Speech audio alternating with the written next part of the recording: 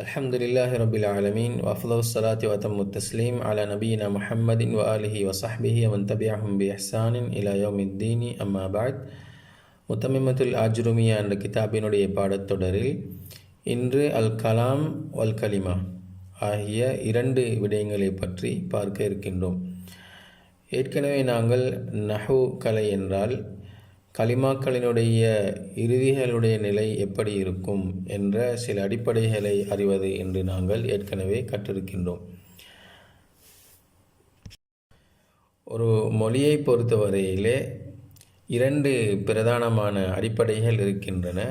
ஒன்று சொற்கள், பெயர் சொற்கள், வினை சொற்கள், இடைச்சொற்கள் போன்ற அந்த சொற்கள். இரண்டாவது அந்த சொற்கள் சேர்ந்து வரக்கூடிய வசனங்கள், வாக்கியங்கள். சொற்களினுடைய அடிப்படைகள், அவைகள் எவ்வாறு தோன்றி இருக்கும், அதனுடைய அடிப்படைகள் என்ன என்பதை பற்றியெல்லாம் நாங்கள் ஏற்கனவே சர்ஃபு கலையிலே கற்றோம். இந்த சொற்கள் இணைந்து ஒரு வசனமாக, ஒரு வாக்கியமாக உருவெடுக்கின்ற பொழுது அதனுடைய இறுதி எழுத்தினுடைய நிலை, அந்த ஹரக்கத் எவ்வாறு இருக்கும், அதனுடைய சட்டங்கள் என்ன என்பதை பற்றித்தான் நாங்கள் நஹு கலையிலே பார்க்க இருக்கின்றோம்.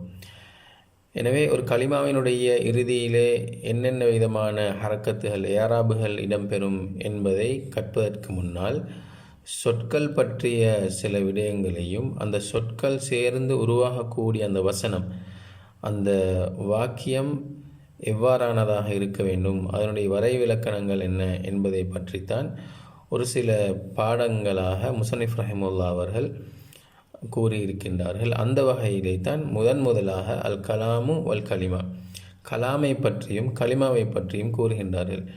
கலிமா என்றால் சொற்கள். நாம் ஏற்கனவே அறிந்தோம். கலிமா மூன்று வகைப்படும். ஒன்று இஸ்ம், ஃபியால், ஹர்ஃப். இந்த கலிமாக்கள் சேர்ந்துதான் ஒரு வசனம் உருவாகின்றது. அதுக்குத்தான் நாங்கள் ஜும்லா என்று சொல்லுவோம் அல்லது கலாம் என்று சொல்லுவோம். கலிமாக்கள் சேர்ந்து, கலிமாக்கள் இணைந்து ஒரு முழுமையான ஒரு வடிவத்தை பெறுகின்ற பொழுது அதற்கு நாங்கள் கலாம் அல்லது ஜும்லா என்று சொல்லுவோம். இந்த பாடத்திலே முஸன்னிஃப் ரஹிமஹுல்லா அவர்கள் கலாம் என்றால் என்ன, கலிமா என்றால் என்ன, ஒவ்வொரு சொற்களையும், அதாவது ஒவ்வொரு கலிமாக்களில் ஒவ்வொரு வகையையும் அதனுடைய மற்ற வகையை விட்டும் எவ்வாறு பிரித்தருவது, அதாவது இஸ்ம் என்று நாம் ஒரு சொல்லை இது இஸ்ம் தான் என்று எவ்வாறு அறிந்து கொள்வது, ஃபியால் என்று எவ்வாறு அறிந்து கொள்வது என்பது போன்ற அடையாளங்களை இந்த பாடத்திலே முஸன்னிஃப் ரஹிமஹுல்லா அவர்கள் கூறியிருக்கின்றார்கள். முடியுமான வரை அல் கலாம் அல் கலிமா இந்த இரண்டை பற்றியும் இந்த பாடத்திலே நாங்கள் கற்க முயற்சி செய்வோம். ஒரு சொல்லை குறிப்பிட்ட ஒரு துறையில் பிரயோகிக்கப்படுகின்ற பொழுது அந்த சொல்லுக்கு அந்த துறை ரீதியான ஒரு கருத்தும் மொழி ரீதியான கருத்தும் இருப்பதுண்டு. அந்த வகையிலே கலாம் என்றால் அரபு மொழியிலே மொழியப்படக்கூடிய எல்லா விடயங்களுக்கும் சொல்லப்படும். நாவினால் மொழியப்படக்கூடிய எல்லா விடயங்களுக்கும் கலாம் என்று சொல்லப்படும். அது பூரணமான வசனமாக இருக்கலாம் அல்லது பூரணமற்ற வசனமாகவும் இருக்கலாம். அதே போன்று எழுதப்பட்டிருக்கக்கூடிய விடயங்களுக்கும் கலாம் என்று சொல்லப்படும். அதாவது கிதாபுகள் எழுதப்பட்டிருக்கின்றது, அவைகள் உள்ளவைகளும் கலாம் தான். அதே போன்று ஒரு மனிதர் செய்கை மூலமாக ஏதோ ஒன்றை சுட்டி காட்டுகின்றார் அல்லது பேசுகின்றார் என்றால் அதற்கும் கலாம் என்று சொல்லப்படும். அதே நேரத்திலே ஒரு மனிதன் தனது உள்ளத்தில் நினைக்கக்கூடிய விடயங்களுக்கும், மனதிலே தோன்றக்கூடிய விடயங்களுக்கும் கலாம் என்று சொல்லப்படும். ஒரு கவிஞர் கூறுகின்றார், இன்னல் கலாம லஃபில் ஃபுஆதி வ இன்னமா ஜுஇலல் லிசானு அலல் ஃபுஆதி தலீலா. இன்னல் கலாம, நிச்சயமாக கலாம் என்பது லஃபில் ஃபுஆதி, உள்ளத்தில் இருப்பதுதான். வ இன்னமா ஜுஇலல் லிசானு, நாவு வைக்கப்பட்டிருப்பதெல்லாம் அலல் ஃபுஆதி தலீலா, மனதில் உள்ளவற்றை வெளிப்படுத்துவதற்காக, மனதில் உள்ளவற்றை அறிவிப்பதற்காகத்தான் என்று கூறுகின்றார். எனவே அரபு மொழி துறையை பொறுத்தவரையிலே கலாம் என்பது பேச்சு என்று நாம் எவைகளையெல்லாம் நாடுகின்றோமோ அவைகள் அனைத்தையும் அது குறிக்கும்.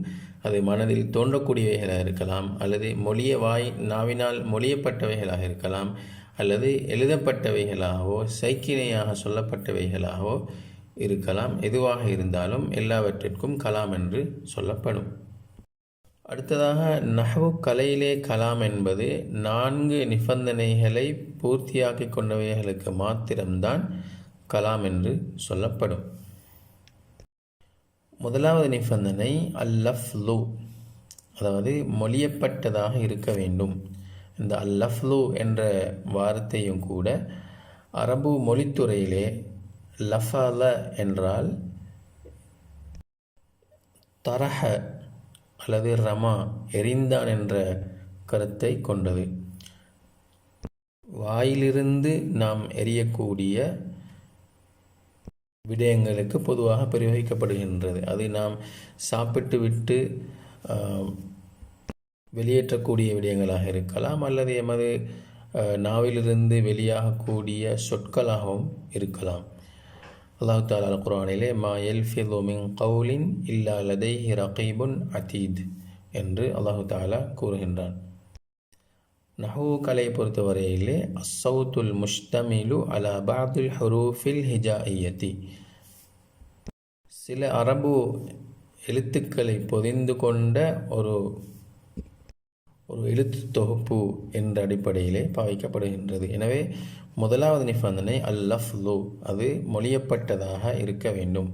மொழியப்பட்டதாக இருக்க வேண்டும் என்ற நிபந்தனையின் அடிப்படையிலே எழுதப்பட்டிருப்பவைகளோ அல்லது நமது மனதுக்கு தோன்றக்கூடியவைகளோ அல்லது இஷாராவாக சைக்கிணையாக சொல்லப்பட்டவைகளையோ அரபு மொழித்துறையிலே, அதாவது நஹ்வு கலையிலே கலாம் என்று சொல்லப்படுவதில்லை. இரண்டாவது நிபந்தனை அல் முரக்கபு, இணைக்கப்பட்டிருத்தல். இணைக்கப்பட்டிருத்தல் என்பதை பொறுத்தவரையிலே அரபு மொழியிலே பல நோக்கங்களுக்காக இணைக்கப்படுவதுண்டு. உதாரணமாக முலாஃப் இலைஹி கலமு ஜெய்தின் சையாரத்து ஹாலிதின் என்று ஒரு பொருளை இன்னொருவருக்கு சொந்தமாக்குவதற்காக 2 சொற்கள் இணைக்கப்படுவதுண்டு. இதற்கு நாங்கள் அத்தர்கீபுல் இலாஃபி என்று சொல்லுவோம். அதேபோன்று பொதுவாக இலங்கையை பொறுத்தவரையிலே ஆண்களினுடைய பெயர்களுக்கு முன்னால் முஹம்மத் என்றும் பெண்களுடைய பெயர்களுக்கு முன்னால் ஃபாத்திமா என்றும் பொதுவாக வைக்கப்படுவதுண்டு. அந்த வகையிலே ஒரு பிள்ளைக்கு 2 பெயர்கள் வைக்கப்படுகின்றன. இவ்வாறான இணைப்புகளுக்கு நாங்கள் அத்தர்கீபுல் மஸ்ஜியு என்று சொல்லுவோம். உதாரணமாக ஒருவருக்கு ஹாலித் என்று பெயர் வைக்கப்படுவதாக இருந்தால் முஹம்மத் ஹாலித் என்று பெயர் வைக்கப்படும். அதே போன்று அத்தர்கீபுல் இஸ்னாதி என்று ஒன்று இருக்கின்றது.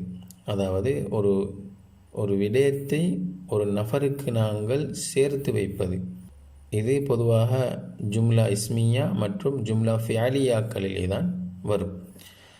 உதாரணமாக சல்லல் முஸ்லிமூன, முஸ்லிம்கள் தொழுதார்கள், இது ஒரு ஜும்லா ஃபியாலியா. இதிலே முஸ்லிம்கள் தொழுதார்கள் என்ற அந்த கருத்திலே நாம் தொழுகை என்ற செயல் முஸ்லிம்களின் பால் சேர்க்கப்பட்டிருக்கின்றது. இதற்குத்தான் நாங்கள் இஸ்னாத் என்று சொல்லுவோம். அதே போன்று கரஅ ஜெய்துன், ஜெய்து ஓதினான், இந்த வசனத்திலேயும் ஓதுதல் என்ற செயல் ஜெய்துக்கு சேர்க்கப்பட்டிருக்கின்றது. இதற்குத்தான் நாங்கள் இஸ்னாத் என்று சொல்லுவோம். இவ்வாறான இணைப்புக்கு அத்தர்கீபுல் இஸ்னாதியு என்று சொல்லுவோம். இவ்வாறான ஜும்லா ஃபியாலியாக்களிலே அந்த சேர்க்கப்படக்கூடிய அந்த செயல், அதாவது ஃபியாலுக்கு நாங்கள் முஸ்னத் என்று சொல்லுவோம். சேர்க்கப்படக்கூடிய அந்த செயல், அந்த ஃபியாலுக்கு முஸ்னத் என்று சொல்லுவோம். சல்லா மற்றும் அந்த கரஅ என்ற ஃபியால்கள் முஸ்னத் என்றும், யாருக்கு அந்த செயல் சேர்க்கப்படுகின்றதோ அதற்கு நாங்கள் முஸ்னத் இலைஹி என்று சொல்லுவோம். எனவே ஒரு ஜும்லா ஃபியாலியாவை பொறுத்தவரையிலே குறிப்பிட்ட அந்த சேர்க்கப்படக்கூடிய அந்த செயல் அதற்கு நாங்கள் முஸ்னத் என்றும், யாருக்கு அது சேர்க்கப்படுகின்றோ அதற்கு முஸ்னத் இலைஹி என்று சொல்லுவோம். இவ்வாறு அந்த சேர்க்கப்படுதல் என்ற செயலுக்கு நாங்கள் அத்தர்கீபுல் இஸ்னாதியு என்று சொல்லுவோம். இதே போன்றுதான் ஜும்லா இஸ்மியாவிலேயும் உதாரணமாக ஜெய்துன் காயிமுன், ஜெய்து நின்று கொண்டிருக்கின்றார் என்ற இந்த வசனத்திலே நிற்றல் என்ற செயல் ஜெய்துக்கு சேர்க்கப்பட்டிருக்கின்றது. எனவே நாங்கள் இதற்கு அத்தர்கீபுல் இஸ்னாதி என்று சொல்லுவோம். இதில் எந்த செயல் சேர்க்கப்பட்டிருக்கின்றது என்றால் காயிமுன் என்ற அந்த ஹபர் தான் சேர்க்கப்பட்டிருக்கின்றது. எனவே ஜும்லா இஸ்மியாக்களை பொறுத்தவரையிலே ஹபராக இடம்பெறக்கூடியதுக்கு முஸ்னத் என்றும், யாருக்கு அந்த செயல் சேர்க்கப்படுகின்றோ அதாவது முபுத்ததாவுக்கு நாங்கள் முஸ்னத் இலைஹி என்றும் சொல்லுவோம். ஜும்லா ஃபியாலியாவிலே ஃபியாலுக்கும் ஜும்லா இஸ்மியாவிலே ஹபருக்கும் முஸ்னத் என்ற ஒரு பேரும் சொல்லப்படும். அதே போன்று அந்த குறிப்பிட்ட செயல்கள் சேர்க்கப்படக்கூடிய முபுத்ததாவுக்கும் ஃபாயிலுக்கும் முஸ்னத் இலைஹி என்று சொல்லப்படும். இதே போன்று இன்னொரு பிரயோகம் இருக்கின்றது, அதாவது அல் இஹ்பார். இஸ்னாதை போன்று அல் இஹ்பார் செய்தி அறிவித்தல், அதாவது ஜெயித் நின்று கொண்டிருக்கிறார் அல்லது முஸ்லிம்கள் தொழுகின்றார்கள், அந்த செய்தி சொல்லப்படுகின்றது. எனவே இஹ்பார் என்று சொல்லப்படும். அடுத்ததாக எந்த செய்தி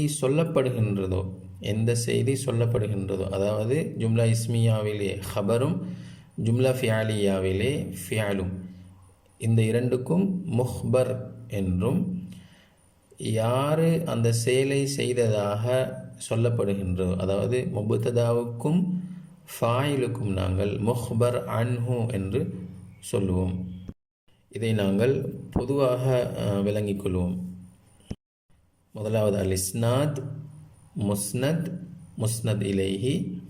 இரண்டாவது அல் இஹ்பார், முஹ்பர், முஹ்பர் அன்ஹு. இது ஜும்லா இஸ்மியா மற்றும் ஜும்லா ஃபியாலியாக்களோடு சம்பந்தப்படக்கூடியது. எனவே கலாம் என்று நஹ்வீங்களுடைய இஸ்திலாஹில், நஹ்வீங்களுடைய வரைவிலக்கணம் அடிப்படையிலே இரண்டாவது நிபந்தனை அல் முரக்கபு, முரக்கபாக இருக்க வேண்டும். அதிலும் அல் முரக்கபு தர்கீபன் இஸ்னாதியன், தர்கீபுல் இஸ்னாதி என்ற அடிப்படையிலே தான் இரண்டு சொற்கள் சேர்ந்திருக்க வேண்டும். அது ஜும்லா இஸ்மியாவாக இருக்கலாம் அல்லது ஜும்லா ஃபியாலியாவாக இருக்கலாம். மூன்றாவது நிபந்தனை அல் முஃபீது, பிரயோஜனம் அளிக்கக்கூடியதாக இருத்தல். அதாவது அந்த வசனம் முழுமையான ஒரு விடயத்தை அறிவிக்கக்கூடியதாக இருக்க வேண்டும். ஏற்கனவே சொல்லப்பட்ட உதாரணங்களை போன்று முஸ்லிம்கள் தொழுதார்கள், ஜெய்து ஓதினான் போன்ற அந்த வசனங்கள் ஒரு பூரணமான ஒரு விடயத்தை, ஒரு செய்தியை எங்களுக்கு தருகின்றது. அதனை ஒரு வரைவிலக்கணம் சொல்கின்றார்கள். அல் முஃஹிமு மானன், ஒரு கருத்தை தெளிவுபடுத்தக்கூடியது. யஹ்சுனு சுகூத்துல் முத்தகல்லிமி அலைஹி, அதை பேசக்கூடியவர், அந்த சொல்லக்கூடியவர் அதை மாத்திரம் சொன்னால் போதும் என்ற அளவுக்கு. பிஹைது லா யப்கா லிஸ்ஸாமிஇ இன்திலாருன் முகையதுன் பிஹி, அவர் சொன்ன அந்த விடயத்தோடு சம்பந்தப்படக்கூடிய ஒரு எதிர்பார்ப்பு இல்லாத அளவுக்கு ஒரு விடயத்தை தெளிவுபடுத்தக்கூடியதாக இருக்க வேண்டும். ஏற்கனவே சொல்லப்பட்ட வசனங்களிலேயும் முஸ்லிம்கள் தொழுதார்கள், ஜெய்து ஓதினான் என்ற ஒரு முழுமையான ஒரு விடயத்தை அங்கே சொல்லப்படுகின்றது. இவைகளுக்கு நாங்கள் அல் முஃபீது, பிரயோஜனம் அளிக்கக்கூடியது என்று சொல்லுவோம். அதே நேரத்திலே மேலதிகமான விடயங்கள், உதாரணமாக எங்கே தொழுதார்கள், எத்தனை ரக்கா தொழுதார்கள், எதை ஓதினான், எத்தனை ஜுஸை வாசித்தான், இவ்வாறு விடயங்கள் எல்லாம் மேலதிகமான விடயங்கள். ஆனால் இந்த வசனத்திலே ஒரு பூரணமான ஒரு விடயம் அறிவிக்கப்பட்டிருக்கின்றது. உதாரணமாக ஒருவர் ஜெய்தை பற்றி ஏதாவது ஒரு விடயத்தை சொல்ல வந்து ஜெய்துன் என்று நிறுத்திவிட்டாலோ அல்லது இன்காம ஜெய்துன், ஜெய்து நின்றால் என்று ஆரம்பித்துவிட்டு அவருடைய பேச்சை நிறுத்திவிட்டாலோ அது முழுமையான ஒரு பிரயோஜனத்தை தரமாட்டாது. எனவே இவ்வாறான சொற்களுக்கு, இவ்வாறான வசன ஆரம்பங்களுக்கு அது கலாம் என்று சொல்லப்பட மாட்டாது. நான்காவது விடயம் பில் வதை. இந்த அல் வத என்ற வார்த்தை எதை நாடுகின்றது என்பதிலே இரண்டு விதமான கருத்துக்கள் கூறப்படுகின்றன. ஒன்று பில் கஸ்தி, அதாவது நாட்டத்தை கொண்டு பிரயோஜனம் அளிக்கக்கூடியது. அல் முஃபீது பில் கஸ்தி, நாட்டத்தை கொண்டு பிரயோஜனம் அளிக்கக்கூடியது. அதாவது பேசக்கூடியவர் சுய நினைவிலே அதை சொல்ல வேண்டும். அதுக்கு மாற்றமாக தூங்கக்கூடிய ஒருவர் கனவிலே அவர் பேசுவது அல்லது போதையில் இருப்பவர் பேசுவதை எல்லாம் அரபு நஹ்விலே கலாம் என்று சொல்லப்படுவதில்லை. எனவே பேசக்கூடியவர் புத்தி சுயாதீனமாக இருக்கக்கூடிய நிலையிலே, சுய நினைவோடு இருக்கக்கூடிய நிலையில் பேசுவதற்குத்தான் கலாம் என்று சொல்லப்படும் என்று பில் வதஇ என்ற வார்த்தைக்கு பில் கஸ்தி என்று அறிஞர்கள் கருத்து கொடுக்கின்றார்கள். இன்னும் சிலர் இது பில் வதஇ என்பது பில் வதஇல் அரபு மொழியிலே இருக்க வேண்டும் என்று சில அறிஞர்கள் சொல்லியிருக்கின்றார்கள். எனவே இந்த 4 நிபந்தனைகளையும் ஒன்று சேர்த்து கொண்ட ஒரு வசன ஒழுங்குக்குத்தான் அரபு மொழியிலே கலாம் என்று சொல்லப்படும். எனவே அல்லஃப்லுல் முரக்கபுல் முஃபீது பில் வதஇ, இதுதான் கலாமினுடைய தாரீஃப். நஹ்வு கலையிலே ஒரு வசன நடைக்கு கலாம் என்று சொல்வதாக இருந்தால் இந்த 4 நிபந்தனைகளையும் கட்டாயம் பூர்த்தியாக்கி இருக்க வேண்டும். இந்த வரைவிலக்கணத்திலே இரண்டாவதாக அல் முரக்கபு, அது இணைக்கப்பட்டதாக இருக்க வேண்டும் என்று சொல்லப்பட்டது. இணைக்கப்படுவதை பொறுத்தவரையிலே 6 விதமாக இருக்கலாம். ஒன்று இஸ்மானி, 2 இஸ்ம்கள் வர வேண்டும், அதாவது முபத்ததாவும் ஹபரும் ஜெய்துன் காயிமுன் என்பதை போன்று. இரண்டாவது ஃபியாலுன் வஸ்முன், அதாவது ஃபியாலும் ஃபாயிலும் காம ஜெய்துன் என்பதை போன்று. இந்த 2 தான் பொதுவான அடிப்படைகள். அதாவது ஒரு வசனம், ஒரு ஜும்லா, ஒரு கலாம் உருவாகுவதனுடைய மிக குறைந்த பகுதி இதுதான். முபத்ததா ஹபர் ஃபியால் ஃபாயிலாக இருக்கும். இது இல்லாமல் இன்னும் 4 வகை இருக்கின்றன. ஒன்று ஒரு ஃபியாலும் 2 இஸ்ம்களும் வரும். இது அல் அஃபாலுன் நாக்கிஸா பொறுத்தவரையிலே இந்த வகையிலே அடங்கும். ஏனென்றால் ஃபியால் நாக்கிஸை பொறுத்தவரையிலே நாக்கிஸான அந்த ஃபியாலும் அதனுடைய இஸ்மும் அதனுடைய ஹபரும் சேர்ந்து வரும். கான ஜெய்துன் காயிமன் என்பதை போன்று. 4வது விடயம், ஒரு ஃபியாலும் 3 இஸ்ம்களும் வரும். அதாவது அஃபாலு ஷக்கி வல் யகீன், அதை போன்று 2 மஃஊல்கள் வரக்கூடிய ஃபியால்களுக்கு இது பொருந்தும். உதாரணமாக லனன் து ஜெய்தன் காயிமன், இதிலே லன்ன என்பது ஃபியால், அதனுடைய லமீர் ஃபாயிலாக இருக்கின்றது, அது முதலாவது இஸ்ம். ஜெய்தன் என்பது முதலாவது மஃஊல், அது 2வது இஸ்ம். காயிமன் என்பது அதனுடைய 2வது மஃஊல், அது 3வது இஸ்மாக வந்திருக்கின்றது. அடுத்ததாக ஒரு ஃபியாலும் 4 இஸ்ம்களும் வரும். ஒரு ஃபியாலும் 4 இஸ்ம்களும் வரும். அதாவது 3 மஃஊல்கள் வரக்கூடிய ஃபியால்களை பொறுத்தவரையிலே அதில் ஒரு ஃபியாலும் அதனுடைய ஃபாயில் மற்றும் 3 மஃஊல்களும் சேர்கின்ற பொழுது ஒரு ஃபியாலும் 4 இஸ்ம்களும் சேர்ந்து ஒரு வசனம் உருவாகின்றது. அடுத்தது 6வதாக கசமுடைய அதனுடைய ஜவாபும், தரமாக யாசீன் வல் குர்ஆனில் ஹக்கீம் இன்னக லமினல் முர்சலீன். வல் குர்ஆனில் ஹக்கீம் என்பது கசமுடைய, இன்னக லமினல் முர்சலீன் என்பது அந்த கசமுடைய ஜவாபு. அது 2ம் இணைந்து தான் ஒரு பூரணமான வசனமாக அமைகின்றது. இதோடு சேர்ந்தது தான் ஷருத்தும் அதனுடைய ஜவாபும். இன் காம ஜெய்துன் கும்து என்று ஷருத்தும் ஜவாபும் 2ம் சேர்ந்தே கருத்து பூர்த்தியாவதாக இருப்பதனால் இவைகளை நாங்கள் 6வது வகையிலே சேர்ப்போம். எனவே ஆக குறைந்தது ஒரு ஃபியால் ஃபாயில் முபத்ததா ஹபர் என்று இருக்கும். 3வதாக ஒரு ஃபியாலும் 2 இஸ்மும், 4வதாக ஒரு ஃபியாலும் 3 இஸ்ம்களும், 5வதாக ஒரு ஃபியாலும் 4 இஸ்ம்களும், 6வதாக கசமி வஜவாபுஹு அல்லது அஷ்ஷர்த்து வஜவாபுஹு என்று வரும். அடுத்ததாக கலிமாவை பற்றி பார்ப்போம். கலிமா என்பதற்கு 3 லொகாக்கள் இருக்கின்றன. ஒன்று கலிமத்துன் என்று சொல்வது, அல்லது கல்மத்துன் லாமுக்கு சுகுன் செய்து வாசிப்பது, அல்லது கில்மத்துன் என்று வாசிக்கலாம். 3 விதமான லொகாக்கள் இதற்கு இருக்கின்றன. கலிமாவை பொறுத்தவரையிலே அரபு மொழியிலே சாதாரணமாக தனிப்பட்ட சொற்களுக்கும் பிரயோகிக்கப்படும். அதல்லாமல் நஹ்வு கலையிலே கலாம் என்று நாங்கள் எதற்கு சொல்கின்றோமோ அந்த வரையறைக்குட்பட்டவைகளுக்கும் அது சொல்லப்படும். லா இலாஹா இல்லல்லாஹ் என்பது ஒரு கலிமா. லா இலாஹா இல்லல்லாஹ் என்ற கலிமா என்று நாங்கள் சொல்லுவோம். பூரணமாக வசனமாக இருக்கக்கூடியவைகளுக்கும் கூட கலிமா என்ற வார்த்தையை பாவிக்கப்படும். அல் கவாகிபுத்துர்ரியா என்ற அந்த கிதாபிலே முத்தமிமத்துல் அஜ்ருமியாவுடைய ஷரஹிலே முஸன்னிஃப் ரஹிமுல்லா அவர்கள் ஒரு ஹதீஸை மேற்கோள் காட்டுகின்றார்கள். அஸ்தகு கலிமத்தின், மிக உண்மையான சொல், காலஹல் அரபு, அரபிகள் சொன்னவற்றிலேயே மிக உண்மையான கலிமா கலிமத்து லபீத், லபீதினுடைய வார்த்தை. என்ன சொன்னார்? அலா குல்லு ஷைஇன் மா ஹலல்லாஹ பாத்திலுன் குல்லு நயீமின் லா மஹாலத ஜாயிலு.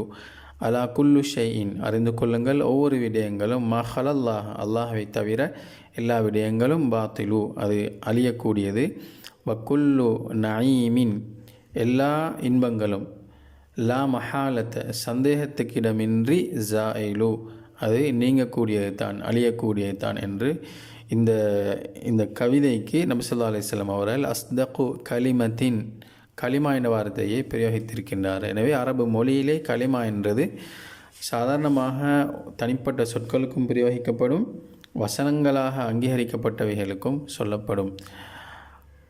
அடுத்ததாக நஹவு கலையிலே கலிமா என்றால் 2 விடயங்களை பொதிந்து கொண்டது தான் கலிமா என்று சொல்லப்படும்.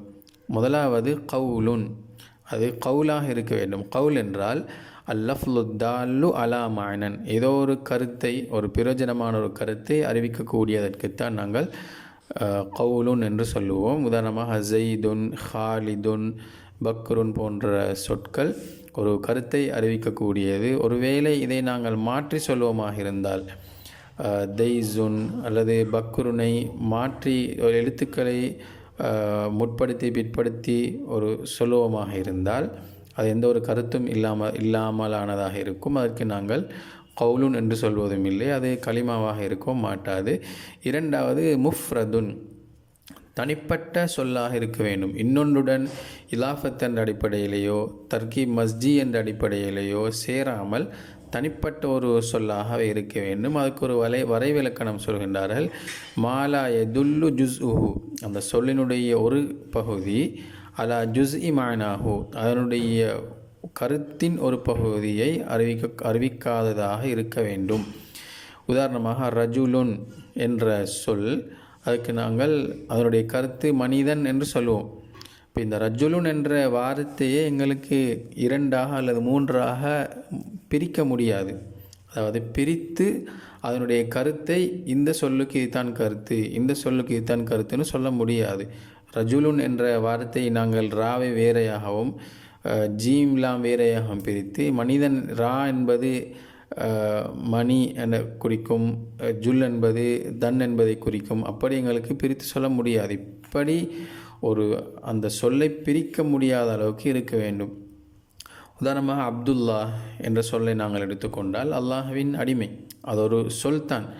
ஆனால் எங்களுக்கு அடிமை என்ற கருத்தை காட்டக்கூடியது அப்து, அல்லாஹ் என்று காட்டக்கூடிய வார்த்தை அல்லாஹ் என்று அந்த சொல்லை பிரிக்கலாம். இவ்வாறு பிரிக்கப்படக்கூடியவைகள் கலிமாவாக இருக்காது. எனவே கலிமா என்று சொல்வதாக இருந்தால் முதலாவது கவுலாக இருக்க வேண்டும், இரண்டாவது முஃப்ரதாக இருக்க வேண்டும். இந்த 2 நிபந்தனைக்கும் அப்பாற்பட்டு வரக்கூடியவைகள் கலிமா என்று சொல்லப்பட மாட்டாது. இதுவரைக்கும் நாங்கள் நஹவு கலையிலே கலாம் என்றால் என்ன, கலிமா என்றால் என்ன என்பதை பற்றி பார்த்தோம். அந்த அடிப்படையிலே இந்த வரைவிலக்கணங்களிலிருந்து வெளியேற்றப்படக்கூடியவைகளுக்கு நஹவு கலையில் என்ன சொல்வது? உதாரணமாக கலாமினுடைய முதலாவது நிபந்தனையை சொன்னார்கள், அது அல்லஃப்லு, மொழியப்பட்டதாக இருக்க வேண்டும். எனவே எழுதப்பட்டவைகளோ சைக்கனியாக சொல்லப்படக்கூடியவைகளோ அல்லது மனதில் எங்களுக்கு தோன்றக்கூடிய விடயங்களையோ அது கலாம் என்று சொல்லப்படுவதில்லை என்று சொன்னார்கள். அவ்வாறானால் நஹவு கலையிலே அவைகளுக்கு என்ன சொல்வது? அதே போன்று அல் முரக்கபு என்ற அடிப்படையிலே அத்தர்கீபுல் இஸ்னாதியை மாத்திரம் குறிப்பிடப்படும். ஏனைய தர்கீபுகள் இலாஃபத் என்ற அடிப்படையில் இணைக்கப்படக்கூடியவைகள், அததினுடைய இணைக்கப்படக்கூடியவைகள், அதாவது பேராக வைக்கப்படக்கூடியவைகளுக்கு இணைக்கப்படக்கூடியவைகள் எல்லாம் கலாமிலிருந்து நீக்கப்படுகின்றது. அதே போன்று அல் முஃபீது என்பதிலே மனிதர்களுக்கு முழுமையான ஒரு தகவல்களை தராமல் அரைகுறையாக தகவல்களை தரக்கூடியவை. உதாரணமாக ஒருத்தர் இன்காம ஜெய்து நின்றால் என்று ஆரம்பிக்கின்றார், முழுமைப்படுத்தவில்லை, இதுக்கு கலாம் என்று சொல்லப்படுவதில்லை. ஆனால் நஹவு கலையில் இதுக்கு வேறு என்ன சொல்லப்படும்? அதே போன்று பில் கஸ்தி,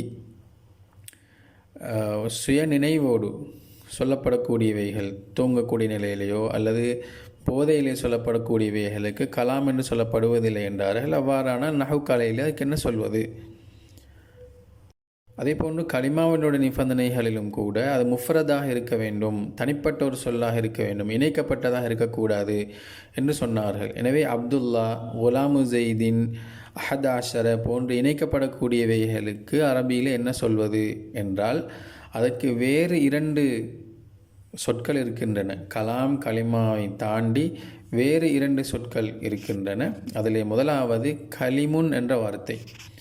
கலிமுன் என்றால் ஒரு வசனத்திலே 3 சொற்களை கொண்ட வசனங்கள். கான ஜெய்துன் காயிமன், லரப ஜெய்துன் அம்ரன், இவ்வாறு 3 சொற்களை கொண்ட வசனங்களுக்கு கலிம் என்று சொல்லப்படும். அது பூர்த்தியானதாகவும் இருக்கலாம் அல்லது பூர்த்தி இல்லாமல் இடையிலே நிறுத்தப்பட்டவைகளாகவும் இருக்கலாம். உதாரணமாக லரப ஜெய்துன் அம்ரன் என்பதிலே 3 சொற்கள் இருக்கின்றன. எனவே அதுக்கு நாங்கள் கலிம் என்று சொல்வோம். ஆனால் இது பூர்த்தியாக இருக்கின்றது. அதே நேரத்தில் இன்காம ஜெய்துன், ஜெய்து நின்றால் என்று ஒருவர் சொல்கின்றார் என்றால் இதில் 3 சொற்கள் இருக்கின்றன. எனவே அதுக்கு நாங்கள் கலிம் என்று சொல்வோம், ஆனால் கலாம் என்று சொல்லப்பட மாட்டாது. எனவே 3 சொற்களிலே கருத்து பூரணமாக இருக்கக்கூடியவைகளுக்கு கலாம் என்றும் சொல்ல முடியும், கலிம் என்றும் சொல்ல முடியும். லரப ஜெய்துன் அம்ரன் என்பதிலே 3 சொற்கள் இருக்கின்றன. இதற்கு நாங்கள் நஹு கலையிலே கலாம் என்றும் சொல்லுவோம். ஏன் வசனங்கள் பூர்த்தியாக இருக்கின்றது, நிபந்தனைகள் பூர்த்தியாக இருக்கின்றது. அதே நேரத்தில் கலிம் என்றும் சொல்லுவோம். ஏனால் இதில் 3 சொற்கள் இருக்கின்றது, அதே நேரத்தில் பிரயோஜனமானதாகவும் இருக்கின்றது. அதே நேரம் இன்காம ஜெய்துன், ஜெய்து நின்றால் என்றொரு வார்த்தையை சொல்லுவோமாக இருந்தால் இது கலாம் என்று சொல்லப்பட மாட்டாது. ஏனென்றால் இதனுடைய கருத்து பூர்த்தியாகவில்லை. ஆனால் இதுக்கு கலிம் என்று சொல்லுவோம், ஏனென்றால் அதிலே 3 சொற்கள் இருக்கின்றன. இதேவேளை காம ஜெய்துன் என்று 2 சொற்கள் வரக்கூடியவைகளுக்கு நாங்கள் கலாம் என்று சொல்லுவோம், ஆனால் கலிம் என்று சொல்ல மாட்டோம். காரணம், கலிம் என்பது 3க்கு மேற்பட்டவைகளுக்கு தான் சொல்லப்படும். இறுதியாக ஒரு சொல் இருக்கின்றது, கவுலுன் என்ற சொல். கவுலை பொறுத்தவரையிலே கலாம், கலிமா, கலிம் இந்த 3 நிபந்தனைகளுக்கு உட்பட்டவைகளை அடக்கிக் கொள்ளும். இதற்கு அப்பால், அதாவது நிபந்தனைகளை விட்டு வெளியேற்றப்படக்கூடியவைகள் அவைகளையும் உள்ளடக்கிக் கொள்வதற்குத்தான் கவுல் என்று சொல்லப்படும். மொத்தமாக இந்த பாடத்திலே நாங்கள் கலாம், கலிமா, கலிம், கவுல் ஆகிய 4 விடயங்களையும் நாங்கள் புரிந்து கொண்டிருக்கின்றோம். அடுத்ததாக கலிமாக்களினுடைய வகைகள் நாம் ஏற்கனவே அறிந்தது தான். முதலாவது இஸ்ம், 2வது ஃபியால், 3வது ஹர்ஃபுன். இஸ்மை பொறுத்தவரையிலே அதனுடைய வரைவிலக்கணம் கலிமத்துன் தல்லத் அலா மானன் ஃபி நஃப்ஸிஹா, தன்னிலே ஒரு கருத்தை அறிவிக்கும். அதாவது சுயமான ஒரு கருத்து இருக்கும், இன்னொன்றோடு சேர்ந்து தான் என்று இல்லாமல் சுயமாக தனிப்பட்ட ஒரு கருத்து அதுக்கு இருக்கும். கைர முக்தரினின் பி அஹதில் அஸ்மினத்தி சலாசத்தி, 3 காலங்களுடன் சேராமல் அந்த கருத்தை அறிவிக்கும். 2வது ஃபியாலுக்குரிய வரைவிலக்கணம் கலிமத்துன் தல்லத் அலா மானன் ஃபி நஃப்ஸிஹா, தன்னிலே ஒரு கருத்தை அறிவிக்கும், சுயமாகவே அதுக்கு ஒரு கருத்து இருக்கும்.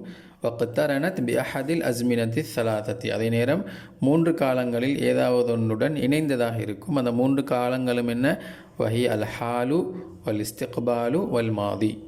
3வது ஹர்ஃபை பொறுத்தவரையிலே லம் ததுல்ல அலா மானன் ஃபி நஃப்ஸிஹா, அது சுயமாக அது கருத்தை அறிவிக்க மாட்டாது. பல் ஃபி கைரிஹா, அது மாறாக அது இன்னொன்றுடன், அதாவது இஸ்முடனோ அல்லது ஃபியாலினுடனோ சேர்ந்து கருத்தை அறிவிக்கும். வலம் தக்குத்தரின் பிசமனின், அதுவும் காலத்தை அறிவிக்க மாட்டாது. அதனால்தான் ஹர்ஃபுகளுக்கு நாங்கள் தனியாக கருத்து சொல்லப்போவதில்லை. இன்னல்லாஹ கஃபூருன் என்று சொல்கின்ற பொழுது இன்ன நிச்சயமாக அல்லாஹ் இவ்வாறு கருத்து சொல்வதில்லை. இன்னல்லாஹ நிச்சயமாக அல்லாஹ் கஃபூருன் மிகவும் மன்னிக்கக்கூடியவனாக இருக்கின்றான் என்றுதான் கருத்து சொல்ல வேண்டும். அதே நேரத்திலே ஹருஃபை பொறுத்தவரையிலே 2 விதமான ஹருஃபுகள் இருக்கின்றன. ஒன்று ஹுரூஃபுல் மபானி, 2வது ஹுரூஃபுல் மஆனி. ஹுரூஃபுல் மபானி, ஹுரூஃபுல் மஆனி. ஹுரூஃபுல் மபானி என்றால் அல் ஹுரூஃபுல் ஹிஜாஇயா, அலிஃப் பா தா சா ஜீம் ஹா என்று வரக்கூடிய அந்த ஹருஃபுகளுக்குத்தான் ஹுரூஃபுல் மபானி அல்லது அல் ஹுரூஃபுல் ஹிஜாஇன்னு சொல்லப்படும். இந்த ஹருஃபுகள் இந்த கலிமாக்களுடன் சேரக்கூடியதல்ல. இங்கே சேர்க்கப்படக்கூடிய ஹருஃபுகள் ஹுரூஃபுல் மஆனி, கருத்துக்களை காட்டக்கூடிய ஹருஃபுகள். நாங்கள் அவாமிலே கற்ற இன்னவாஹ்வாத்துவா, அதே போன்று ஜருடைய ஹருஃபுகள், நவாசிபுல் முதாரி, இவ்வாறான ஹருஃபுகள் கருத்துக்களை அறிவிக்கக்கூடிய அந்த ஹருஃபுகளைத்தான் இந்த கலிமாவிலே சேர்ப்போம். இதுதான் கலாம், கலிமா, கலிம், கவுல், அதே போன்று கலிமாக்களினுடைய வகைகளை பற்றிய பாடம். முஸன்னிஃப் ரஹிமஹுல்லாஹ் அவர்கள் சொல்வதை பார்ப்போம். அல் கலாமு, கலாம் என்றால் அல் லஃப்லு, மொழியப்பட்டதாக இருத்தல், அல் முரக்கபு, இணைக்கப்பட்டதாக இருத்தல், அல் முஃபீது பில் வதஇ, நாட்டத்தை கொண்டு பிரயோஜனமளிக்கக்கூடிய இணைக்கப்பட்டதான மொழியப்பட்ட ஒன்றாகும். அகல்லு மா யதஅல்லஃபு, அது இணைந்து கொள்வதில், அது கோர்வையாகிக் கொள்வதில் மிகவும் குறைவானது. மினிஸ்மைனி, 2 இஸ்ம்களில் நின்றுமாகும். அது நஹவு ஜெய்துன் காயிமுன், ஜெய்துன் காயிமுன் என்பதை போன்று, அவு மின் ஃபியாலின் வஸ்மின், அல்லது ஒரு ஃபியால் ஒரு இஸ்மில் நின்றுமாகும். அது நஹவு காம ஜெய்துன் என்பதை போன்று. வல் கலிமத்து, கலிமா என்பது கவுலுன் முஃப்ரதுன், கவுலாக இருக்கும், முஃப்ரதான கவுலாகவும். வஹிய, அது இஸ்முன் வ ஃபியாலுன் வ ஹருஃபுன், இஸ்ம் மற்றும் ஃபியால் மேலும் ஹருஃபுமாகும். ஜா அலிமானன், ஒரு கருத்துக்கு வந்துவிட்ட ஹருஃபுமாகும். தான் இந்த பாடத்தினுடைய சுருக்கம். அல்லாஹு தஆலா இந்த கலையை சரியான முறையில் கற்று குர்ஆன் சுன்னாவையும் சரியான முறையில் விளங்கி அதன்படி அமல் செய்து நாளை மறுமை நாளில் முஹம்மது ஸல்லல்லாஹு அலைஹி வஸல்லம் அவர்களுடன் சுவனத்தில் ஜன்னத்துல் ஃபிர்தௌஸில் ஒன்றாக இருக்கக்கூடிய பாக்கியத்தை நம் அனைவருக்கும் வழங்குவானாக. வாஹிர் தாவானா அல்ஹம்துலில்லாஹி ரப்பில் ஆலமீன். அஸ்ஸலாமு அலைக்கும் வரஹ்மத்துல்லாஹி வபரகாத்துஹு.